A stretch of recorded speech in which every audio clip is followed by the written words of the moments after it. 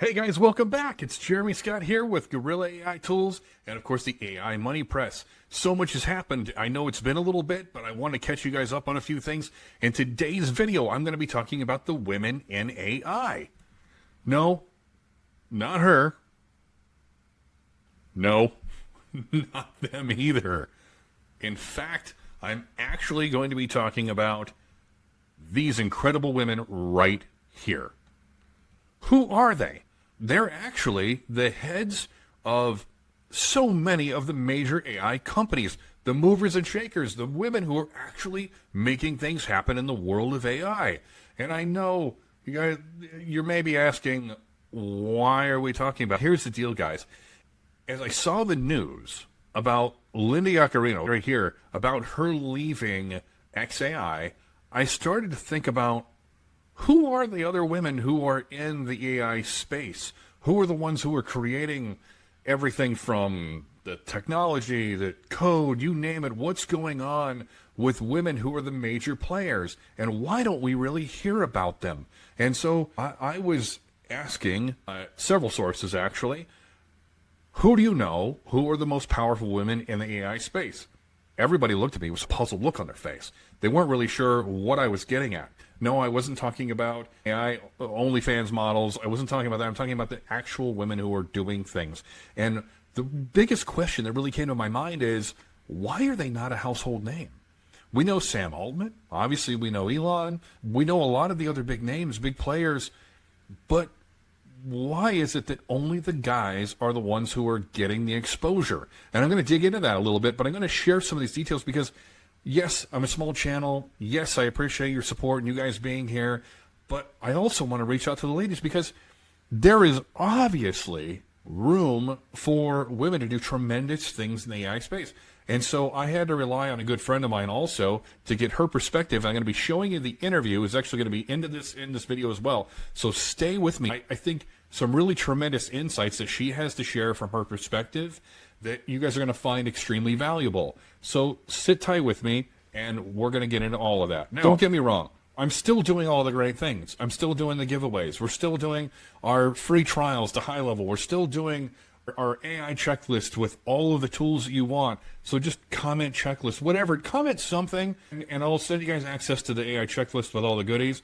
But I also want to hear your feedback after you watch this video. So hang tight with us, guys. And I really want to empower women who are in this space in tech and IT. And I want to hear, if you happen to be a woman who's watching this video, I want to know from you, from your perspective, why maybe you don't think differently, but why maybe you felt locked out of some of the things that are going on, and maybe you may not feel that there's a space for you.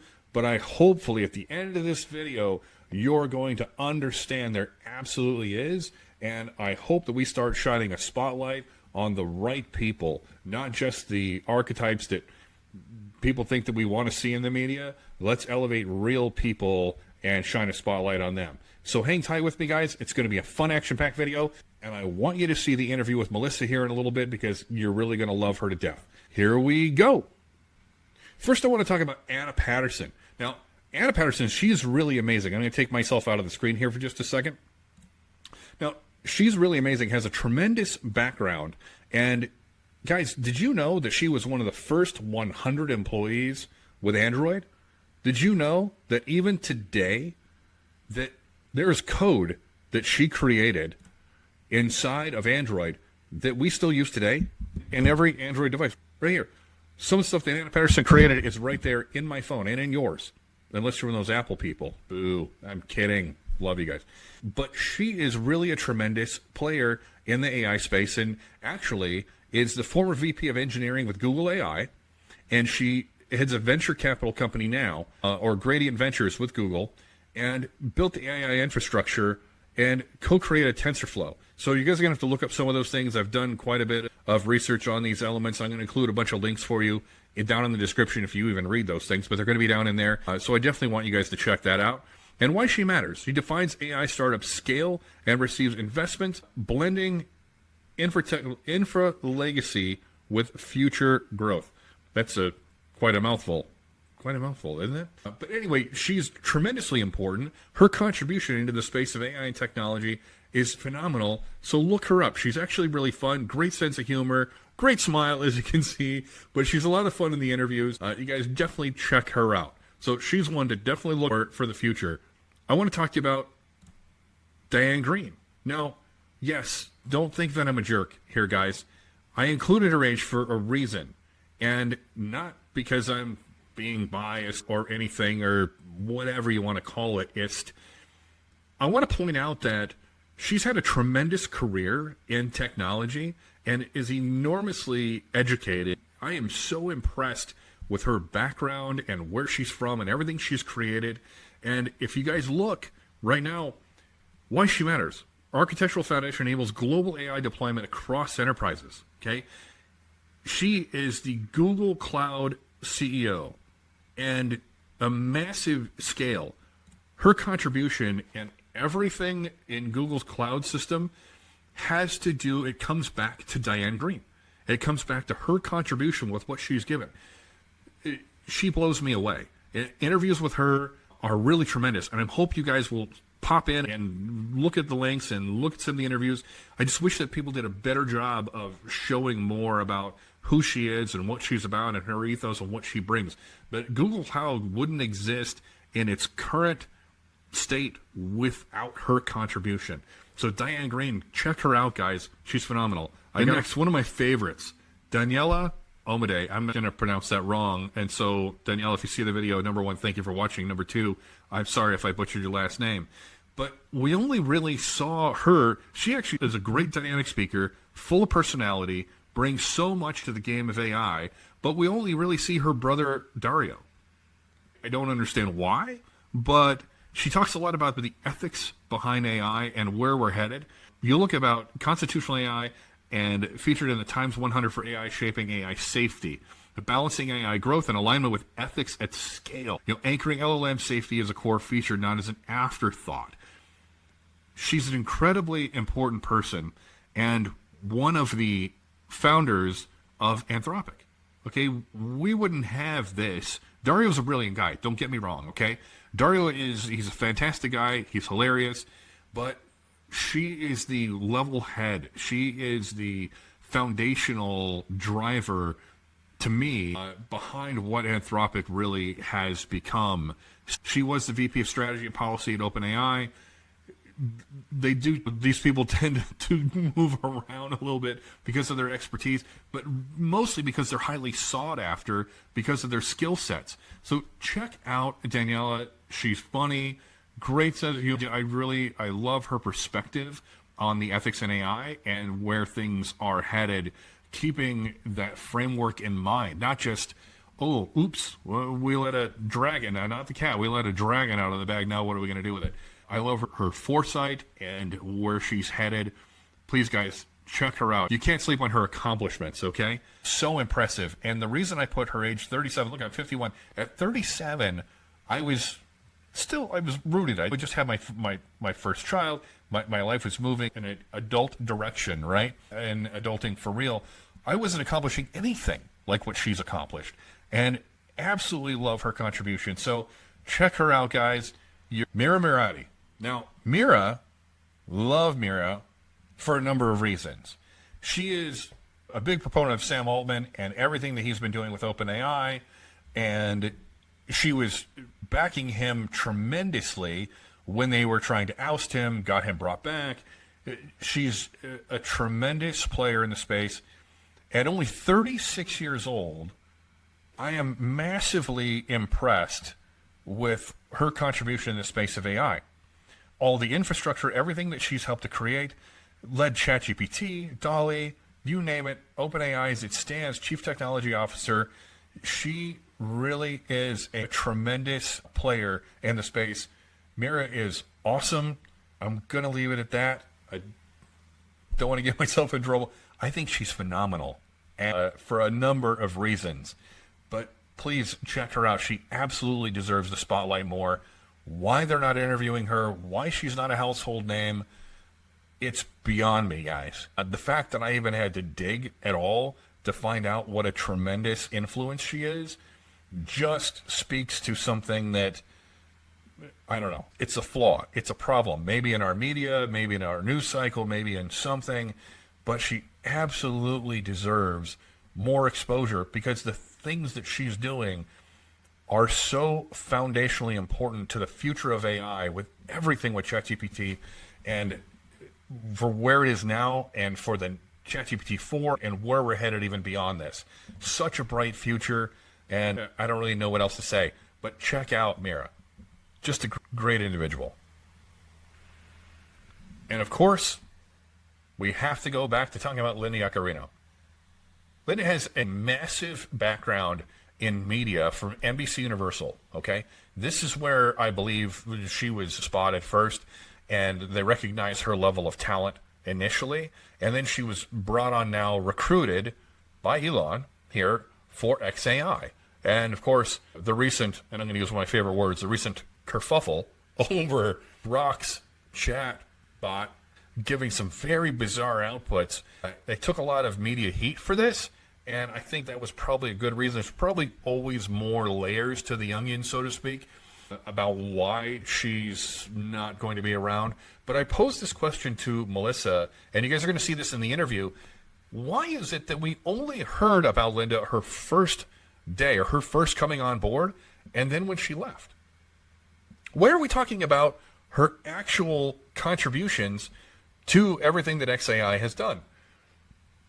I don't really get it. I don't understand it. But obviously, amongst controversy, some people have to leave, and I wish she would have stayed on. I think she's a tremendous player. I think that she has a lot to offer. But one of the biggest things that I found was tremendously important is the fact that she led a 96% advertiser return. 96%. Have you done anything that created a 96% return in your personal stock portfolio, or for any clients, or for anyone else, or for your employer for that matter? Her contribution and her results really speak for themselves. I'm so impressed with her, and I'm really excited to see where she's going. Now, I want to call BS on one thing really quick. Something has got to be wrong. I say this kidding, really jokingly, of course, but there's no way she's 61, okay? Linda Yaccarino she's like a fitness role model at this point. She's in incredible shape, has a tremendous life, and I just want to say kudos. She's done tremendous stuff. Look for her more in the future. Who knows where she's going? By the time you watch this, it's maybe old news, but she's going to end up doing tremendous things. So I just want to touch on these folks for a little bit on the 5 most tremendous women in AI that I know of. And I'm saying this, don't get me wrong, I'm not saying that there's only 5 powerful women in AI. There's obviously more, but these were the top 5 that I really wanted to showcase and give more exposure to. And I really urge all of you, do your own research, check them out. I can't be alone on all of this.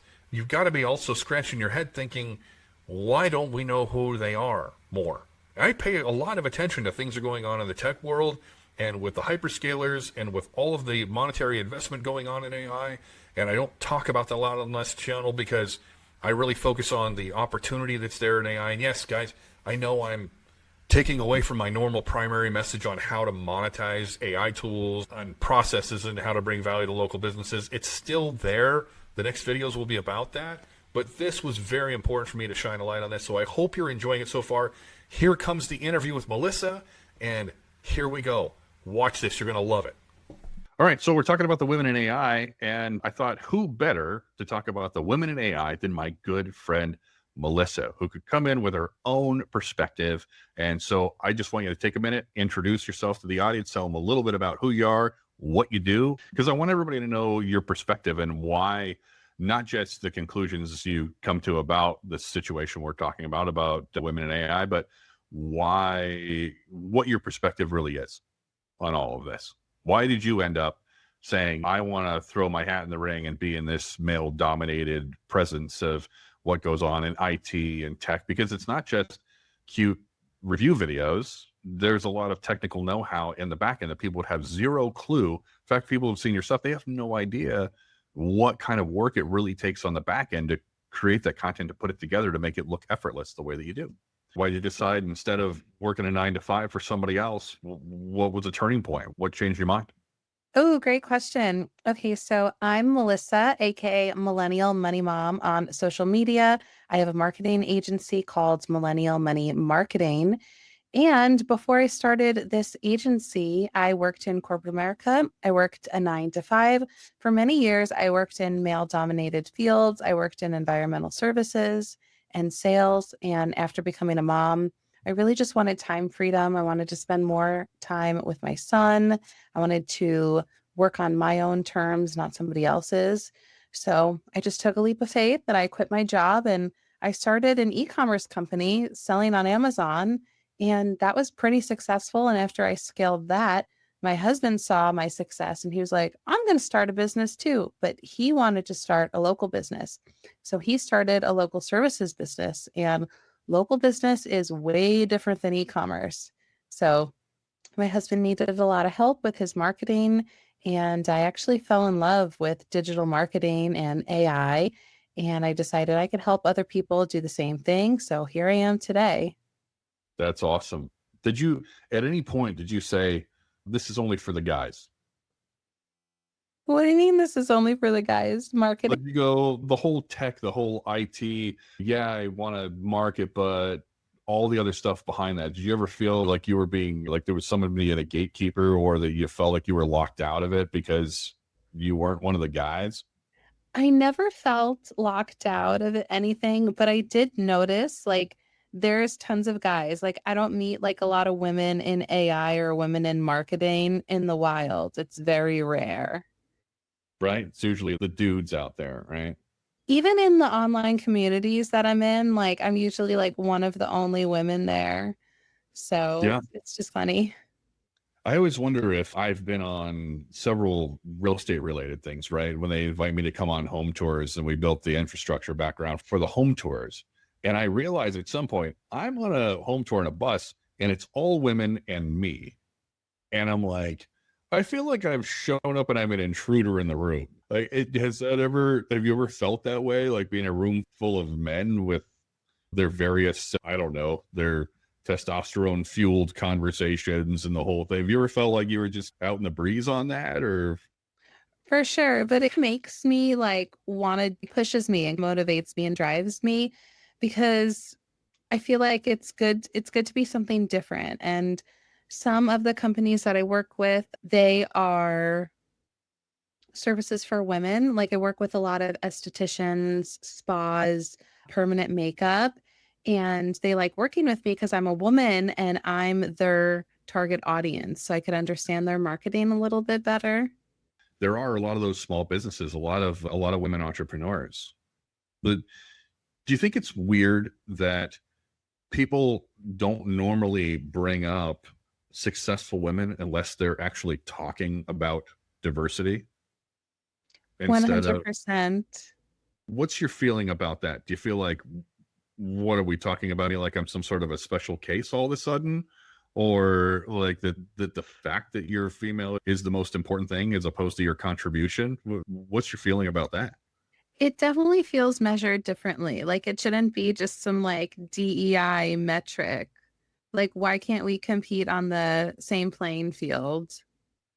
This is not an area where you have to be a linebacker, where there's literally a physical requirement. I started to wonder, why are women's metrics measured differently in something For that sure. literally should not be measured? If there's any arena, this shouldn't be measured differently. It should be in the digital arena, right? Yes, in the intellectual space and the digital arena, we're basically equals. So why is there this differential? Like, I don't get it. As someone who was raised by women mostly around me, I never once felt like any like females were less capable than me. They were the source of all good things in my life. They were the source of life, of love, of nurturing, of teaching, of knowledge. Why would I feel like women were somehow significantly less in some way?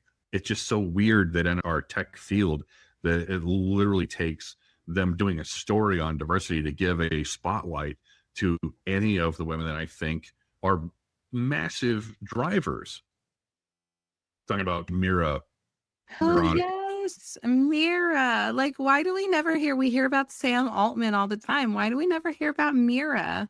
I didn't know a lot about her or a lot of any of these top 5 players that I've decided to spotlight, but literally is the backbone for ChatGPT and Dolly and really everything with she's the chief technical officer behind OpenAI. I can't even, nobody knows who the hell she is, but Sam Altman is the guy who gets all the glory. Yeah. Same. Everyone knows NVIDIA, right? Are they still the largest company in the world? Yeah, I think their valuation is the largest valuations currently. Everyone knows NVIDIA. Jensen Huang, the CEO. Name one woman who works at NVIDIA. I can't. I can't. Yeah. Probably, maybe I should have looked that up before doing this video. But you're right. Like, I don't know who the major players are. We only learned about Linda Yaccarino, right? She comes from NBC Universal. People know her from that. But when you look at what she did with XAI, she only came really into the spotlight 2 times that I can think about. Number one is when she came on. They're like, oh, check her out. She's got this whole media background and leading into the whole AI space and all the things that she could do. And then now we're learning about her now when she resigned. So we only learned about her hiring and now her exodus. And we're only hearing about her exodus because it's Elon. And Elon's such a polarizing figure right now. I love him or hate him. I mean, the guy controls the media cycle.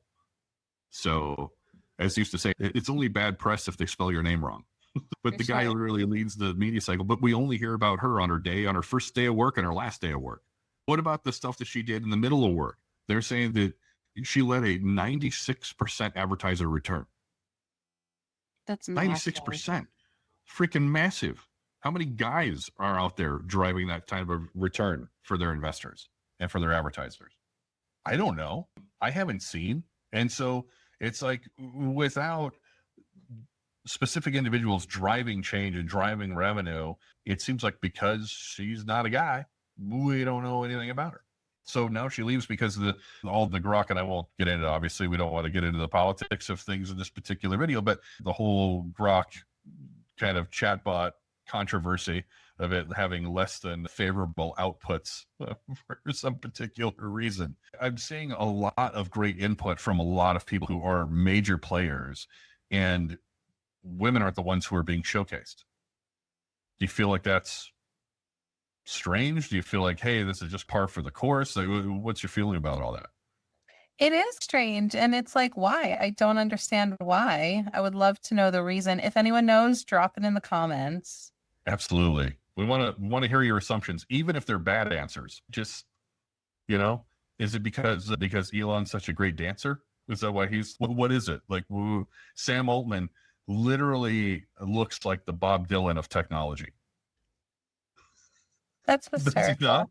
He looks Yeah. like a young, but he's somewhere between, like, if Woody Allen and Bob Dylan had a love child, this is Sam Altman, the guy that doesn't own a comb, or like is he not like one of possibly the goofiest looking humans walking the planet? Brilliant. Just didn't get hired for his looks. Same with me. Never been hired for my looks. There's something to do about that. But with these different people that I want to showcase, I went on a limb here, right? And if you notice in the slides, I put their ages. Ooh, taboo. I love that actually. Yeah, It gives context. Yeah, it does. And I did it because, for good reasons, guys. Don't hate. I did it for good reasons because I was actually very impressed. And I don't know if it's my own personal bias. Younger people can't do that. I'm 51. You look at, but what I wanted to do is I wanted to show also the fact that someone like Diane Greene, right? Here she is, massive player. Okay. And she is Google Cloud CEO with a massive, prolific data storage, one of the probably at this point still the most massive cloud player that's out there, but she's 70. Everyone else is in their 30s. The Yaccarino is 61. She looks like she's 32. If she's a dad. Looks good. Good God, lady. Looks fantastic. But Daniela, she's 37. Are you kidding? What was I doing? I was doing that at 37. Anna Patterson, they don't have her exact age, but they say somebody's got it. But for some reason, I guess if you control the data, you can control the narrative. But no, but they just don't talk about like her age. She's close to my age. But I found that when I was looking at all of their ages, I was just so impressed that even in 37, 36, Mira's 36. How nuts is that? I was not doing these things at 36, leading Yeah, and massive changing companies. Mira has been with OpenAI for several years, and the first time I heard about her was a few years ago when there was that whole controversy where Sam Altman was fired from OpenAI. Who remembers that? How crazy that was. It was like over a weekend, and she spoke out about that and was on Team Sam, so they ultimately brought him back. But then after that, I was like, who is Mira? And then I actually saw her in a promo video for Sora. She did a media tour speaking about Sora, and she didn't get a lot of press coverage. It was really weird, even though she went on these interviews and she was promoting Sora. Like I rarely saw her. So strange. Isn't it? As I was doing my research on them, I'm seeing the sources for these things. The vast majority were from like TechCrunch, Which is super niche. Yeah, it's not like in your face. I would think, and I'm gonna maybe be painted as sexist here. These women aren't ugly. They're not unattractive people. These are not unattractive humans. And Yeah. is that maybe a hesitation of we don't want to trot them out because we don't want them to be judged for their physical appearance? Is that, I don't know. I don't think that's it. What seems to be the thing? What's holding them back? As we were saying, it doesn't seem like they get a lot of space or a lot of showcasing unless we're literally talking about it's a diversity show. It makes me sad. It's so many Well, I great things. agree. And you know what? It's like it might seem like this is happening in the AI space, but even broader, I can't think of one like female CEO that I actually know of besides like the CEO of Ulta, I'm pretty sure is a woman. I don't know of any other ones. I was super impressed with all these top 5, and not to say that there's only 5 tremendous women in AI and technology right now, but I wanted to also keep the video not 5 hours long, right? We could literally talk about everybody and their favorite color and their favorite cookie and everyone else. We could talk about hundreds of great women in technology. Since you're weren't prepared for this, I just want to, and I'm going to take advantage of it. So I want you to talk about what really attracted you to the power of AI, the power of the tools we have at our disposal. What was that aha moment? What changed for you to go, you know what, I'm all in? Oh, that's a good point. We were chatting a little bit before we turned on the record button. I was doing some processes in my business that took hours. It was very manual. And I was even paying people to do this for me. And there was a lot of steps. And like I've been thinking, like there has to be like an AI tool that I could use to do this work for me. Or even more recently, I've discovered like just create your own. You can create your own tool if you have the right resources, create your own automation specifically to suit your needs, and it could save you hours, and time is money. Do you want to talk a little bit about how we originally got connected in any way, even in vague terms? Oh, so we met from an online marketing group and we realized that we had a lot in common and we're in close proximity. And actually, I'm pretty sure I'm like one of the only females. There's like there's like a handful. So, Yeah, like 2, 3, yeah. maybe Yeah. you and Kim as well. We'll get Kim on a future video to get her perspective on some things. But we connected really because we're a part of a small group of entrepreneurs who saw a digital sort of opportunity, and we're the only small handful out of 10,000 plus people in a particular group that, number one, weren't bots, and number two, actually doing things, putting rubber to the road and living and doing the work on a daily basis. I love that you said that because I think the best way to learn is just to implement, just to do something. If you see something and A lot of people in this space get shiny object syndrome where they're like, oh my God, this AI could do this. Figure out a use case for it and just implement it. Try it out for yourself. Is your husband is he more orderly, or are you the more organized person? What's that dynamic like? It's me. I'm definitely the more organized person. And actually, it's really funny. My husband is very like anti AI, actually. Really? He is, because sometimes he does a lot of math equations in his business. And I'm like, I feel like you could like use AI to help streamline this. And he's, I don't trust it. And you know what? I got to give some props to him because sometimes it does make mistakes. And I think that you definitely can't outsource everything in your life or your business to AI, but you can use it to make informed decisions. In 2025, there's no excuse not to be informed because we have all the knowledge at our fingertips. If you were to tell somebody right now, getting started, if they're thinking about creating an online business, maybe they're set up with their job like most people, but maybe they're even fearful about where 86 million jobs are going to be displaced in the next 2 years because of AI innovations. So maybe you got somebody who sees the handwriting on the wall. Maybe they're afraid about their expiration date in their industry. What advice do you have to give to somebody who's thinking about becoming a digital entrepreneur who's never taken that first step yet? I actually feel like it's less risky to start your own business because when you're working a 9 to 5 or working for someone else, you're literally like, please hire me, pay me X amount that meets my salary requirements, give me X amount of hours. And if they want to get rid of you, they can get rid of you at any time. Like it's you have no control over that. Versus if you start your own business, you're in control of what you do, where you do it, when you do it.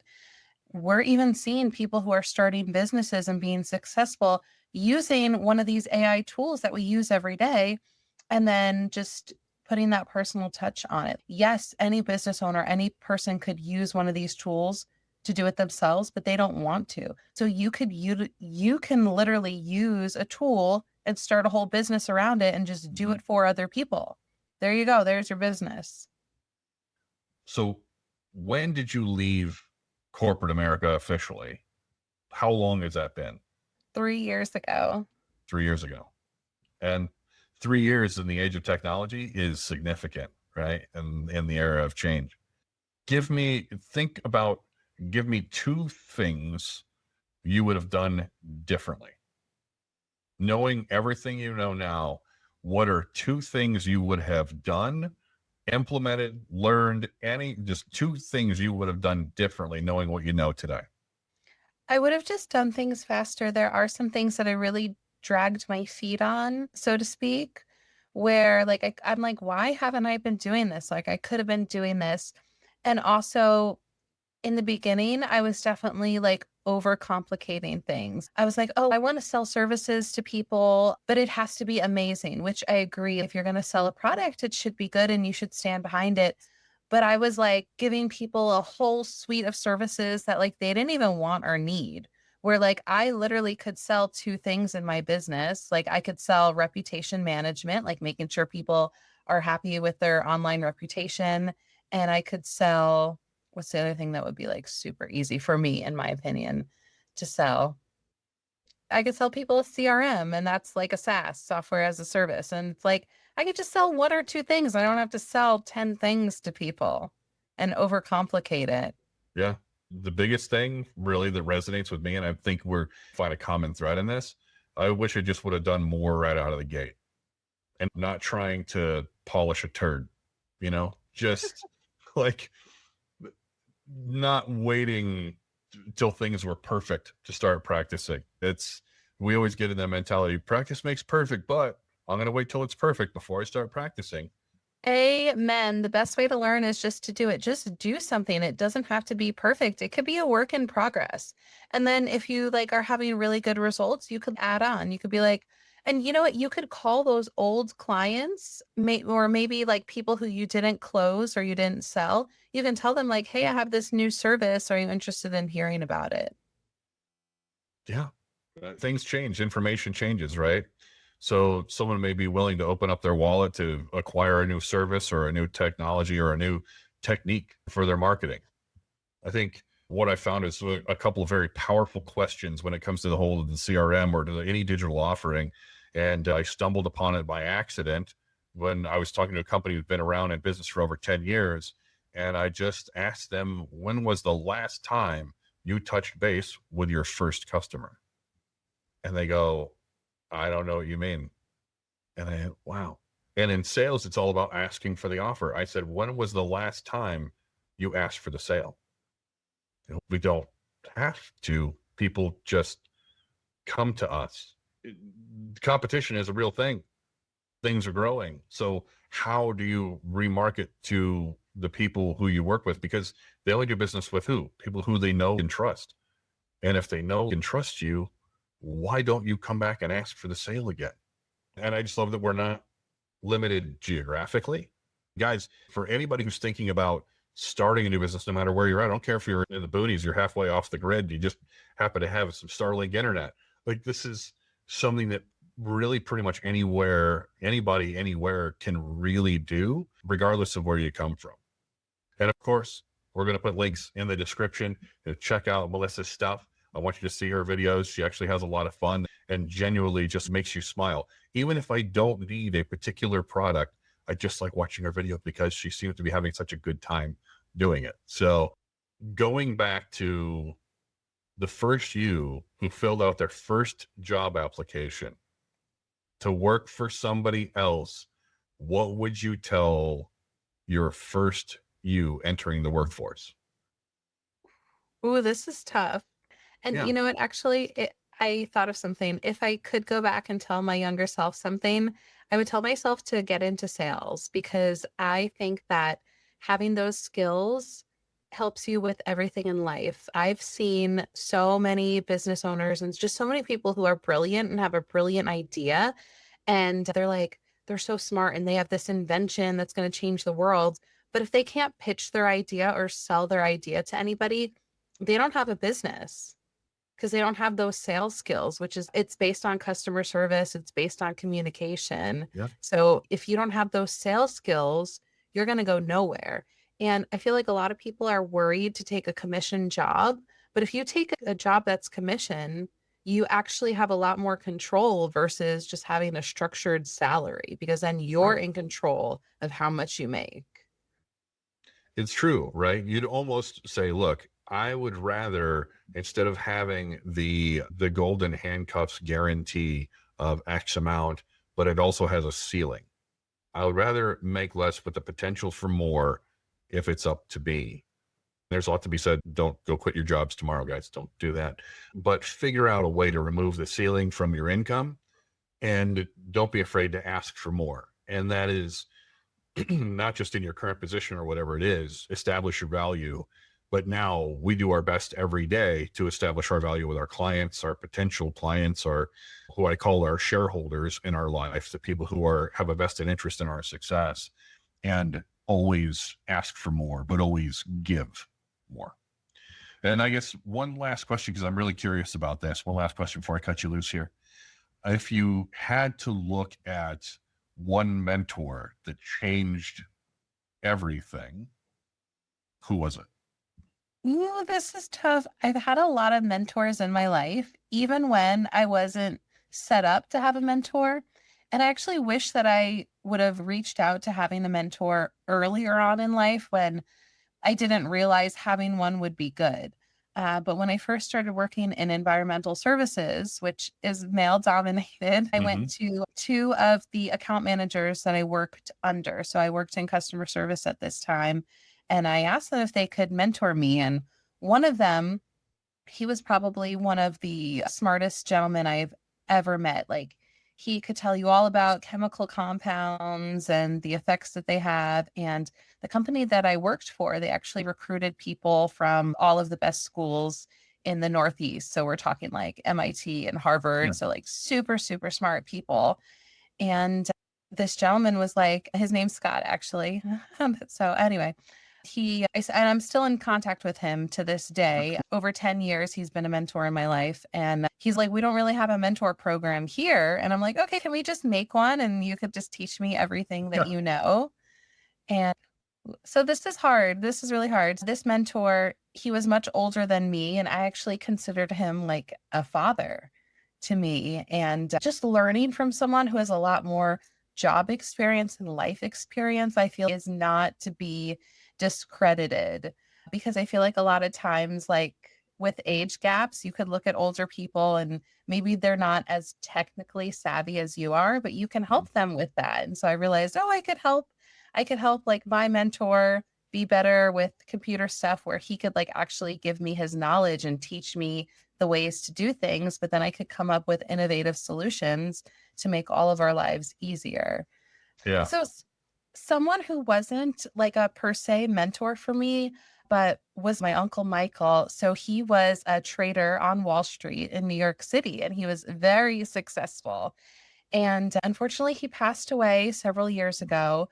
But I wish that I got to spend more time with him and like actually ask him questions and be an official mentor. But one thing that I learned from him in all of his success is his clients didn't pay him the buku bucks because of the work that he did. Like, really, when you're a trader on Wall Street, you're pushing a few buttons. So he Right. maybe pushed a few buttons on the computer, but he like raked in a lot of money. But his clients were paying for his knowledge, his expertise, his years working on Wall Street, his years working in finance, also the contacts he's built up. So his clients were paying a premium to him because of his knowledge and his industry expertise, not for the physical work that he did. So that really shifted my perspective because when I started working for myself, I'm like, why do people want to pay me when they could just do it themselves? But then I Mhm. realized like they want my connections, they want my expertise, they want access to me. And that's what people will pay for. That's beautiful. I love that. I love Thank that. you. That's huge. I That's feel why. like 90% of like life is just confidence. Because if you're not confident in yourself, who else is going to be confident in you? It's that's a whole tough thing, right? And that's why youth mentoring is a big thing to me. I don't want to share all that right now, but working with kids who've come up rough and giving them a sense of value and seeing them become great young adults is very powerful, very meaningful to me. Hey, thanks for hanging out with me. And I know we've capitalized on a couple of hours here in a short, was supposed to be a short video segment, but I really appreciate you being a part of it. And we'll do some more stuff in the future. And for those watching, go check out Melissa's stuff. It's going to be great. She's an awesome person, and just hang with us, guys. Don't hesitate to reach out to her with questions too, and let's elevate you to the best level of success you've ever dreamed. And that's about it. Hey, Jeremy Scott, Gorilla AI, and Melissa, Millennial Money Mom. All Thanks for right. having me. All right. We'll see you next time.